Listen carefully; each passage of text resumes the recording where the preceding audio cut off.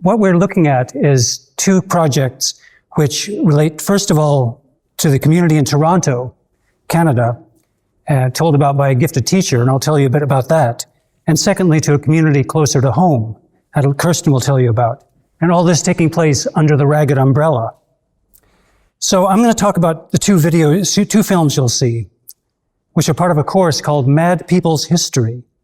It's an online course from the Chang School of Continuing Education, Ryerson University, Toronto. And it won the Best Online Course in Canada award last year. Kirsten's going to talk later about Urmad history. Both Mad People's History and Urmad history I see them as parts of a dance that's been taking place over 12 years. One partner are the folk in Toronto, survivors of the mental health system, their community, and their allies, including academics, especially Catherine Church, who's the director of disability studies at Ryerson. And the other is the Lothian counterparts, service users, academic and service allies. And tonight we're extending the dance, international community development mediated online. The course teacher is David Revel. That's Mad People's History course teacher. And he'll tell you a bit about his own story in the first film. He's an adjunct professor at Ryerson in disability studies. He self-identifies as a survivor and somebody who's been out about his madness during a career that's included periods as a city councillor in Toronto and a member of the provincial parliament and advisor to the Premier of Ontario. David sees the course as an archive of Mad People's history and his own community's history. You'll see that in the second video. And Kirsten will tell later about the Lothian archive that she's helped create. David also sees the course as a collection of stories. You'll see him pointing to an iconic painting which illustrates the difference between history of psychiatry and Mad People's history. In the history of psychiatry, psychiatrist Charcot sees the hysterical woman Blanche as a prop for his tale. But David says it's Blanche we don't get to hear about, and he says, I want to change that. You could say David is an advocate for hearing the stories of mad people.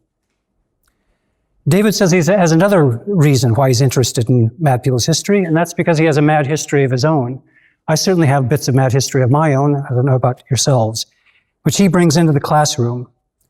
The teacher's personal mad history intersects Mad People's history. David has personal and community-based standpoints.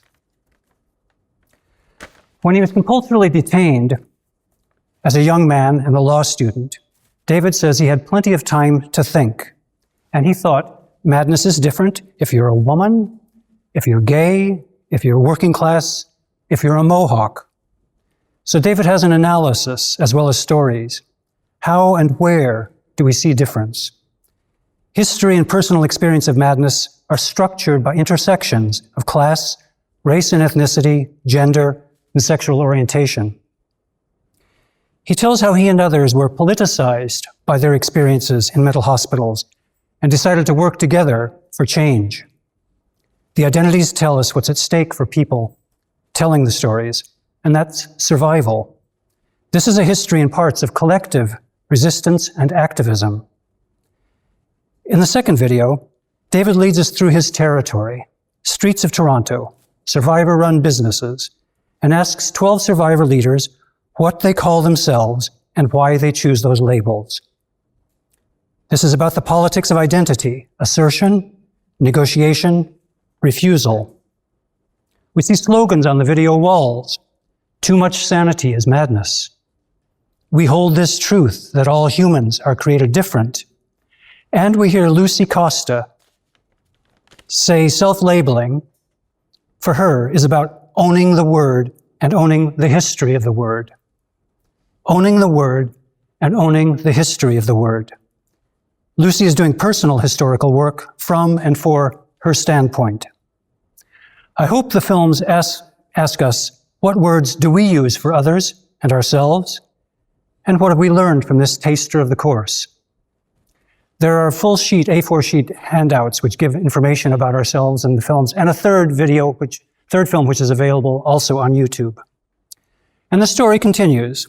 David, Catherine Church, other survivor mad folk and mad positive academics, and Kirsten and I are documenting the emergence of a new academic field, Mad Studies, of which Mad People's history is an archive, document, and harbinger. Thank you.